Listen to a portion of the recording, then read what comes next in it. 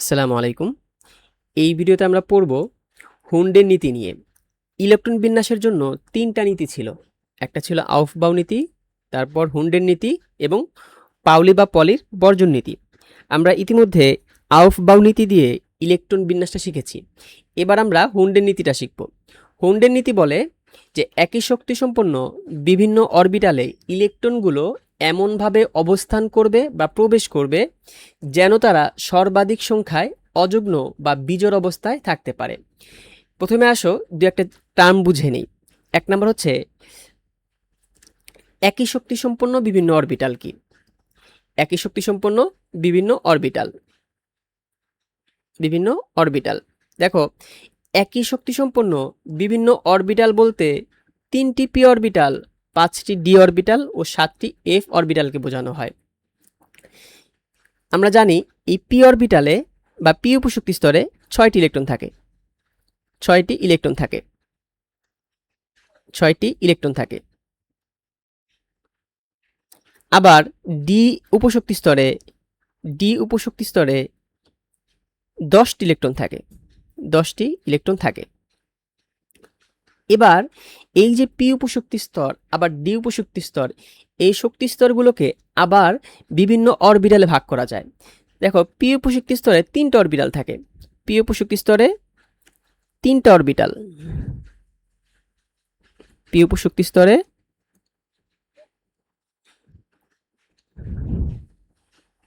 Orbital 3টি।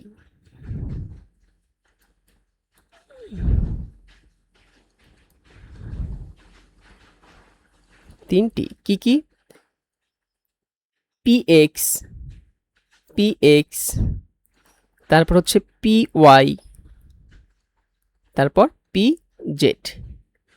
এই যে 3টি অরবিটাল পি উপশক্তি স্তরের, এরা যেহেতু একই উপশক্তি স্তরের অরবিটাল, এদেরকে বলা হয় সমশক্তিসম্পন্ন অরবিটাল। কি বলা হয়?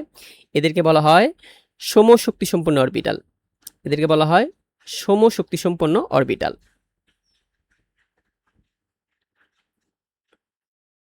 সমশক্তির অরবিটাল।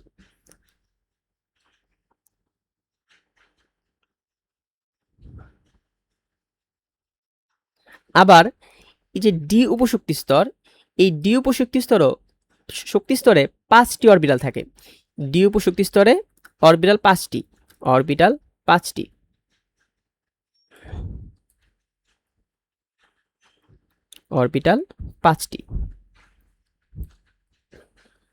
কি কি? একটা হচ্ছে ডি এক্স ওয়াই, তারপর ডি ওয়াই জেড, তারপর D X Z, D X square minus Y square, আর একটা হচ্ছে ডি জেড স্কোয়ার। এই যে 5টা উপশক্তি স্তর, ডি উপশক্তি স্তরের 5টা অরবিটাল, এদেরকে বলা হয় সমশক্তির অরবিটাল। অর্থাৎ এই 5টা অরবিটাল সমশক্তির অরবিটাল। তাহলে আমরা সমশক্তি সম্পন্ন অরবিটাল বুঝে গেছি যে পির ভিতরে যে 3টা অরবিটাল থাকে, পিএক্স, পিওয়াই, পিজেড, এরা হচ্ছে সমশক্তি সম্পন্ন অরবিটাল। তারপর ডি এর ভিতরে যে 5টা অরবিটাল থাকে, এরা হচ্ছে সমশক্তি সম্পন্ন অরবিটাল। তাহলে যখন এই পি উপশক্তি স্তরে ইলেকট্রনগুলোর প্রবেশ করবে, আমরা জানি পি উপশক্তি স্তরে 6টি ইলেকট্রন থাকে। যদি 6টি ইলেকট্রন থাকে, আবার এর ভিতরে অরবিটাল 3টি, তাহলে প্রত্যেকটা অরবিটালে 2টা করে ইলেকট্রন থাকতে পারে। তাহলে একটা অরবিটালে 2টা করে ইলেকট্রন থাকে। একটা অরবিটালে 2টা ইলেকট্রন থাকে। অরবিটালে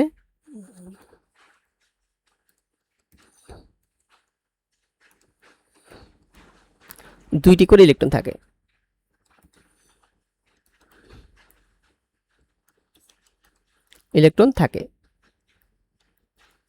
তাহলে পিএক্স এ থাকতে পারবে 2টি, পিওয়াই এ থাকতে পারবে 2টি, পিজেড এ থাকতে পারবে 2টি। আবার দেখো, ডি অরবিটালে 5টি অরবিটাল, ডি উপশক্তি স্তরে 5টি অরবিটাল আছে।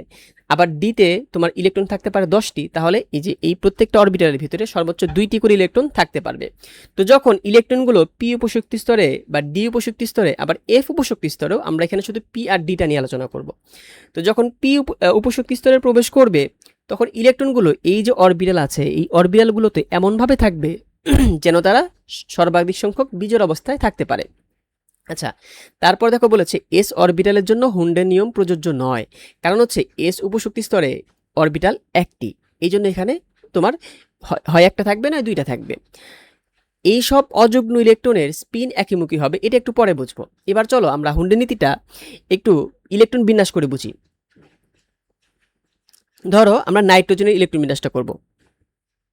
নাইট্রোজেন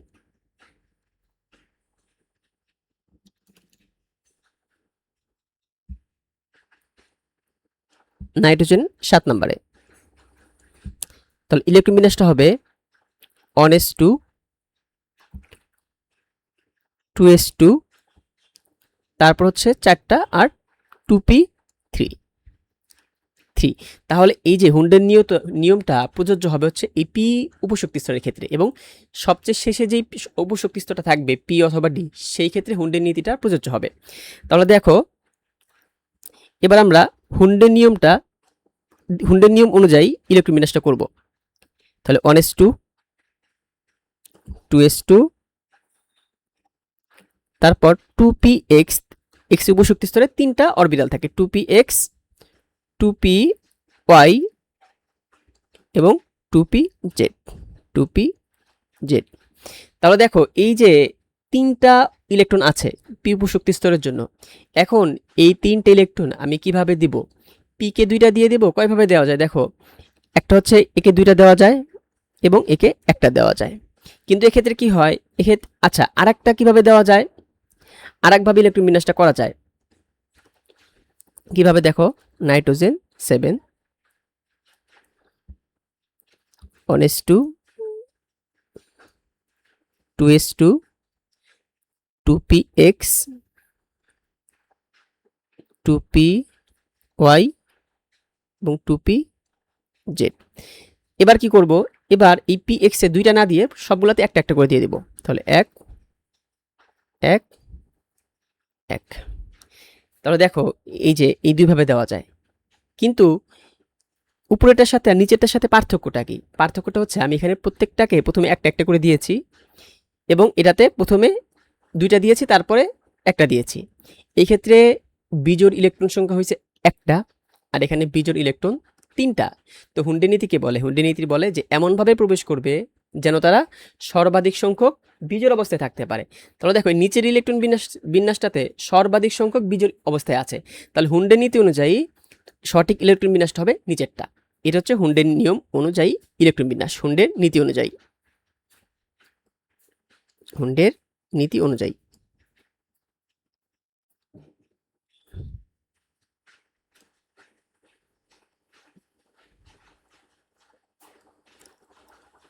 এবার চলো আমরা অক্সিজেনের জন্য করব। অক্সিজেনের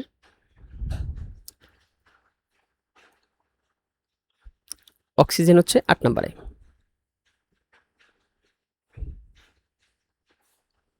অক্সিজেন 8 নম্বরে, তাহলে 1s2 2s2 এবং 2p4 2p4 মানে 8টা। এবার হুন্ডের নীতি অনুযায়ী করি। 1s2 2s2, তারপর 2px 2py আর হচ্ছে 2pz। এবার কিভাবে দেব দেখো, 4টা ইলেকট্রন আছে, তাহলে আমি প্রথমে একটা একটা করে দিব। এখানে একটা দিব, এখানে একটা দিব, এখানে একটা দিব, তারপর থাকে কয়টা? আরেকটা থাকে। তাহলে এবার এখানে আরেকটা দিব, এই 2px এ আরেকটা দিব, তাহলে 2px হবে 2টা। তাহলে এভাবে দিলে কি হয়, এভাবে দিলে সর্বাধিক সংখ্যক বিজোড় অবস্থায় থাকে। চাইলে কিন্তু 2px এ 2টা 2py 2টা দেওয়া যেত, সেক্ষেত্রে 2pzটা ফাঁকা থাকতো এবং এক্ষেত্রে বিজোড় ইলেকট্রন থাকতো না। কিন্তু হুন্ড বলে যে এমনভাবে প্রবেশ করবে যেন তারা সর্বাধিক সংখ্যক বিজোড় অবস্থায় থাকতে পারে। তো এভাবে দিলে সর্বাধিক সংখ্যক বিজোড় অবস্থায় থাকে। তাহলে আমরা কি করব, প্রথমে একটা একটা করে দিব, পরে যদি বাঁচে অবশিষ্ট থাকে সেক্ষেত্রে আরেকটা এখানে দিব। এটা সবচেয়ে ভালো বোঝা যায় হচ্ছে বক্স নিয়মটা করে। একটু বক্স নিয়মটা করি। তাহলে দেখো এই যে আমরা এইটার জন্য বক্স নিয়মটা করব।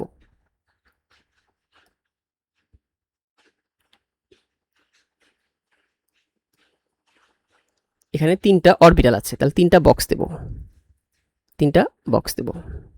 তাহলে এটা হচ্ছে 2px, এটা 2px, তারপর 2py, তারপর এটা হচ্ছে 2pz। তাহলে ইলেকট্রনগুলো কিভাবে যাবে?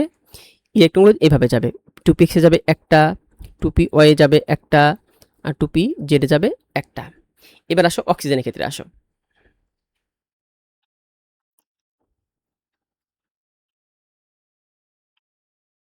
অক্সিজেনের ক্ষেত্রে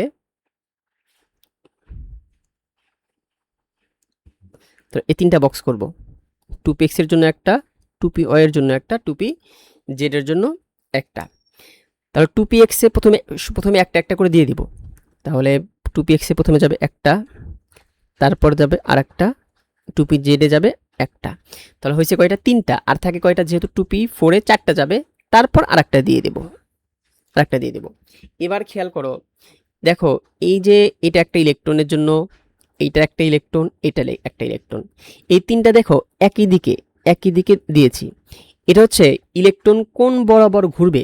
ইলেকট্রন ঘড়ির কাঁটার দিকে ঘোরে অথবা ঘড়ির কাঁটার বিপরীত দিকে ঘোরে। যখন আমরা প্রথমে দিব তখন সবগুলো একদিকে দিব, একদিকে মানে যে কোনো একদিকে ঘুরবে।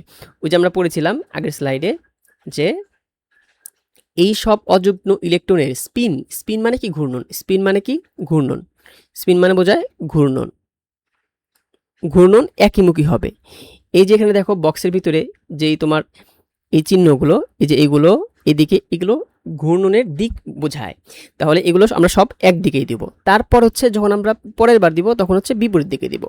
তাহলে দেখো এটা হচ্ছে হুন্ডের নীতি ফলো করে অক্সিজেনের ইলেকট্রন বিন্যাস। আচ্ছা, আমরা আরো দুই একটা করি। ডি অরবিটালের জন্য আমরা করি।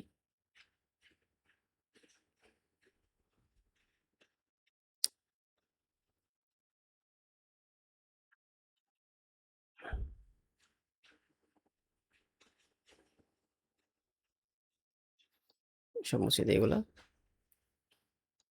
এবার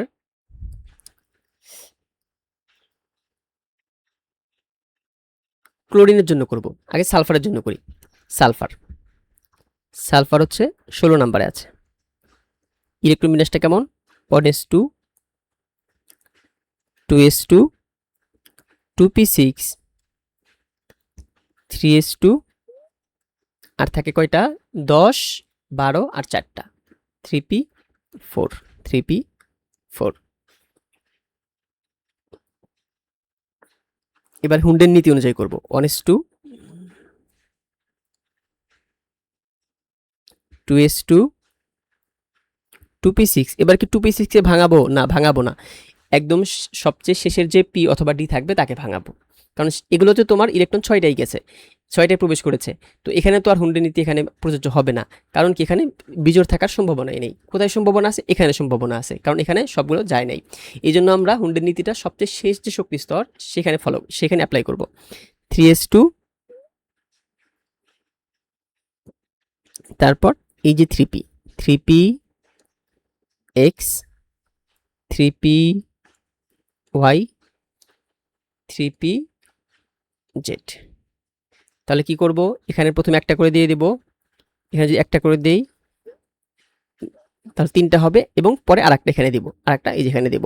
তাহলে এখানে হবে কয়টা? 2টা। এদিকে হবে কয়টা? 2টা। এই যেখানে হবে 2টা। তাহলে প্রথমে একটা একটা করে দিব, পরের বার আবার যেগুলো থাকবে আবার শুরু থেকে দিব। তো এটা হচ্ছে হুন্ডের নীতি অনুযায়ী ইলেকট্রন বিন্যাস। যদি বক্স পদ্ধতিটা করি, হুন্ডের নীতির সবচেয়ে ভালো হচ্ছে বক্স করে দেওয়া, বক্স করে বুঝিয়ে দেওয়া। তাহলে বক্স হবে 3টা, 3টা। প্রথমে একটা করে দিব, এই যে স্পিন একদিকে সবগুলো দিব। স্পিন মানে একদিকে ঘুরতে, ইলেকট্রনের ঘূর্ণনের দিক একদিকে। তারপর 3টা আছে, এবার বিপরীত স্পিনের দিয়ে দেব। তো এটা হচ্ছে সালফারের সঠিক ইলেকট্রন বিন্যাস হুন্ডের নীতি অনুযায়ী। যদি ফসফরাসের করি,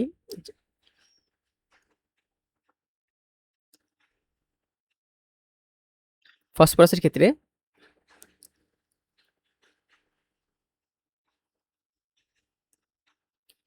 ফসফরাসের 15। তাহলে 1s2, 2s2 2p6 3s2 3p, তাহলে হচ্ছে 10টা, এখানে 2 আর 3 15। তাহলে এবার হুন্ডের নিয়ম অনুযায়ী করি। 1s2 2s2 2p6 3s2, এবার 3p কে ভাঙাবো, 3p x 3p y 3p z z। তাহলে এবার একটা একটা করে দিয়ে দিব, এখানে একটা, এখানে একটা, এখানে একটা, 3টা। এমনভাবে দিব যেন তারা সর্বাধিক সংখ্যক বিজোড় অবস্থায় থাকতে পারে। এভাবে দিলে তারা সবচেয়ে বেশি সংখ্যক বিজোড় অবস্থায় থাকে। তাহলে এবার আমি বক্স করে দিই, এটা বক্সটা এভাবে থাকবে। ধরো এটা হচ্ছে 3px, এটা 3py, এটা 3pz। তাহলে এখানে একটা, এখানে একটা, এখানে একটা, এভাবে তারা ইলেকট্রনগুলো থাকবে। আরও দু একটা করি, চলো ক্লোরিনের জন্য করি।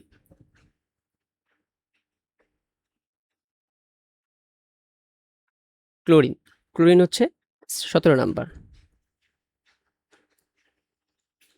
তাহলে 1s2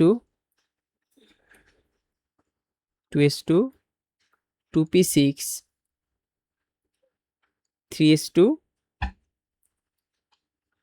তারপর 3p5 3p5। এবার হুন্ডি নীতিটা যদি প্রয়োগ করি,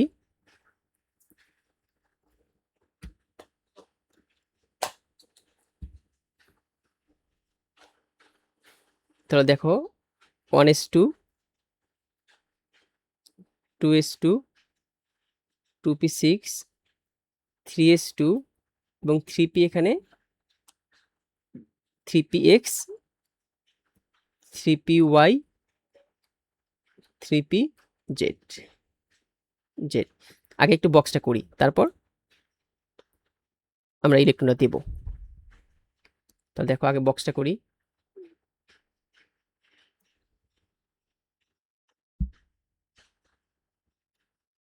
তাহলে এটা হচ্ছে 3px এর জন্য, এটা 3py এর জন্য, এটা 3pz এর জন্য। তাহলে প্রথমে একটা একটা করে দিব। এখানে 5টা আছে, এই যে 10টা, 2 12 আর 5 হয় 17। তাহলে প্রথমে একটা একটা করে দিব, তারপর আর একটা করে দিব, আর 2টা লাগে, এই যে এই 2টা দিয়ে দেব। পরে 2টা হবে বিপরীত দিকে, এই যে প্রথমে এই দিকে, পরেগুলো হবে বিপরীত দিকে, মানে বিপরীত স্পিনে অন্যদিকে ঘুরবে। তাহলে হবে হচ্ছে এখানে 2, এখানে 2, এখানে 1। দেখো এই ক্লোরিনের ক্ষেত্রে হুন্ডের নীতি আমি যদি নাও জানি, তাও কিন্তু ইলেকট্রনটা এভাবে, বিন্যাসটা এভাবেই হবে। কারণ কি 5টা আছে, একটাতে 2টাতে যাবে 2টা করে, একটাতে যাবে 1টা করে। এখানে আর সর্বাধিক সংখ্যক বিজোড় অবস্থায় থাকার এখানে আর নেই, সেই সুযোগ নাই। কারণ কি এখানে একটাই থাকবে বিজোড় অবস্থায়। এবার চলো আরেকটা করবো, আর্গন করব। আর্গন, আর্গন হচ্ছে 18 নম্বরে। তাহলে 1s2 2s2 2p6 3s2 3p6 18। এবার হুন্ডির নিয়ম অনুযায়ী করি। 1s2 2s2 2p6 3s2 3px 3py 3pz। আর কয়টা লাগে? 6টা। দেখো 10, এই পর্যন্ত 10, 2 2 4 4 6 10 12 আর 6টা। তো এবার আর হুন্ডি নীতি আমার আর দরকার নেই। এবার আমি 2টা 2টা করে দিয়ে দেব, কারণ যাবেই 2টা 2টা করে। এই ছিল হচ্ছে তোমার হুন্ডি নীতি। এবার আমরা চলো একটা ডি অরবিটাল দিয়ে করব।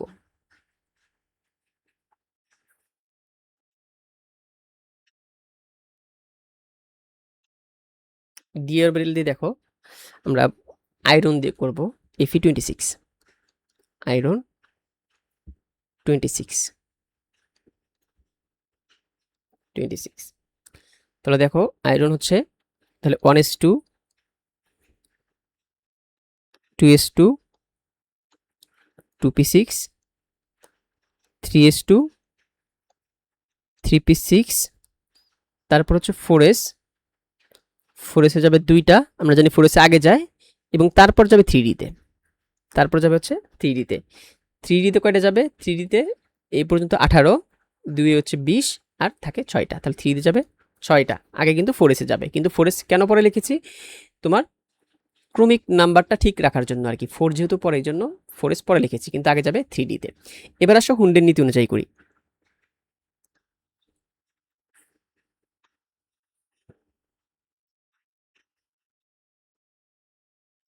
1:2,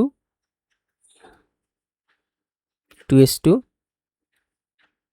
তারপর 3:2, 3p6। এই 3D-কে ভাঙাবো, 4S থাকে এখানে 2, এবং 3D-কে ভাঙাবো। 3D 5টা হয় জানি, XY, 3D YZ, 3D ZX, 3D X square minus Y square, একটা হচ্ছে 3D Z square, 3D Z square. এই 5টা হচ্ছে FD অরবিটাল। এবার আমরা এটার আগে বক্স পদ্ধতিতে করি আগে। তাহলে 5টা বক্স দেবো এখানে, 1টা 2টা 3টা 4টা 5টা।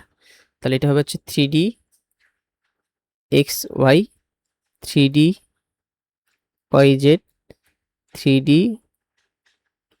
ZX, 3D X square minus Y square, আর হচ্ছে 3D Z স্কোয়ার। কয়টা লাগে দেখো? 6টা লাগে, এখানে 6টা দেওয়া লাগে। তাহলে প্রথমে একটা একটা করে দিয়ে দেবো, 1 2 3 4 5, আর থাকে কয়টা? একটা। এবার একটা এদিকে বিপরীত দিকে দিয়ে দিব, তাহলে 3DX হয়ে যাবে 2টা, তারপর সবগুলাতে একটা করে, সবগুলাতে একটা করে। তো এই ছিল হুন্ডে নীতি অনুযায়ী ইলেকট্রন বিন্যাসের নিয়ম। দেখো, কোন একটি মৌলের যোজ্যতা স্তরে ইলেকট্রন বিন্যাস হলো NH2 NP4, যেখানে N = 2। যোজ্যতা স্তর মানে সর্বশেষ শক্তি স্তর। তাহলে সর্বশেষ শক্তি স্তর হচ্ছে ইলেকট্রন বিন্যাসটা হবে NH2 NP4, যেখানে N = 2। তাহলে N = কত? 2। N = হচ্ছে 2। আর যোজ্যতা স্তরে ইলেকট্রন বিন্যাসটা কি? 2s2 2s2 2p4 2p4। তাহলে আর আগে আছে কি? আগে আছে 1s2। তাহলে কি হয়? 4 2 6, 6 2 8। এটা হচ্ছে অক্সিজেন। কি বলেছে? যে মৌলটির ক্ষেত্রে হুন্ডের নীতির প্রয়োগ করা হয়েছে কিনা ব্যাখ্যা করো। হুন্ডের নীতি প্রয়োগ করা হয়েছে কিনা? তাহলে হুন্ডের নীতির প্রয়োগ করে কিভাবে ইলেকট্রন বিন্যাসটা হবে? ইলেকট্রন বিন্যাসটা হবে 1s2 2s2, তারপর হচ্ছে 2px 2py, তারপর হচ্ছে 2pz। আগে বক্সটা করি, বক্স করে বুঝে নেই। কয়টা আছে? 4টা থাকবে। পি অরবিটালে কয়টা? 4টা থাকবে। তাহলে 3টা পি অরবিটাল, এটা হচ্ছে 2px 2py আর 2pz। তাহলে প্রথমে একটা করে দিয়ে দেব, এরপর 4টা, এই জন্য এখানে আরেকটা দিয়ে দেবো। তাহলে 2px গেল 2টা, এখানে একটা, এখানে একটা। তার মানে এটা করা হইলে এটা হচ্ছে তোমার হুন্ডে নীতি প্রয়োগ করে ইলেকট্রন বিন্যাসের সঠিক নিয়ম। এবার দেখো, হ্যালোজেন মৌল ও নিষ্ক্রিয় গ্যাসের ক্ষেত্রে হুন্ডে নীতি প্রয়োজন হয় না। হ্যালোজেন মৌল কোনগুলা? হ্যালোজেন মৌল হচ্ছে ফ্লোরিন, ক্লোরিন, ব্রোমিন, আয়োডিন, মানে গ্রুপ 17 নাম্বার, গ্রুপ 17, গ্রুপ 17। আর নিষ্ক্রিয় গ্যাস কোনগুলো? নিষ্ক্রিয় গ্যাস হচ্ছে গ্রুপ 18, গ্রুপ 18। গ্রুপ 17 কে কে আছে? ফ্লোরিন আছে, ক্লোরিন আছে, ব্রোমিন আছে, আয়োডিন আছে। আর এগুলোতে আছে গ্রুপ 18তে নিষ্ক্রিয় গ্যাস মানে নিয়ন, আর্গন, এগুলো। তো এগুলোর ক্ষেত্রে কি হয় দেখো, আমরা যদি একটা করি, ফ্লোরিন একটা করি, ফ্লোরিন 9 নাম্বার আছে। তাহলে 1s2 2s2 2p6 2p 5টা লাগবে না, 2p5, 5 4 9। হুন্ডের নীতি প্রয়োগ করি, 1s2 2s2, তাহলে পিকে ভাঙাবো 2px 2py আর 2pz। তাহলে দেখো 5টা আছে 3টা, তার মানে কি আগে 2টা 2টা করে যাবে, পরে একটা যাবে। এখানে হুন্ডি নীতি প্রয়োগ করার কোনো দরকার নেই, প্রয়োজন হয় না। কারণ কি এখানে সর্বোচ্চ একটাই বীজের অবস্থায় থাকতে পারবে, একাধিক থাকতে পারবে না, এই জন্য এখানে হুন্ডের নীতির প্রয়োজন নাই। তারপর দেখো আর্গন করি আমরা। আর্গনের জন্য করব argon 18 1s2 2s2 2p6 3s2 3p6। এখানে দেখো শেষের যে অরবিটাল 3p এটা ইলেকট্রন দ্বারা পূর্ণ আছে। এটা যদি বক্স করি, ইলেকট্রন দ্বারা একদম পূর্ণ, এখানে দুইটা করেই যাবে। তাহলে এখানে যাবে একটা একটা একটা এবং শেষে আর একটা করে যাবে। তার মানে কি এখানে এই 3p6কে তোমার বিজোড় ইলেকট্রন থাকার যেহেতু সুযোগ নাই, এই জন্য এখানে হুন্ডের নীতির প্রয়োজনও এখানে নাই। তাহলে 3p6কে ভাঙালে হবে 3px 3py 3pz এবং সবগুলাতে দুইটা করেই যাবে, এই জন্য এখানে হুন্ডের নীতির প্রয়োজন হয় না। তো এই ছিল হুন্ডের নীতি অনুযায়ী ইলেকট্রন বিন্যাসের সঠিক নিয়ম।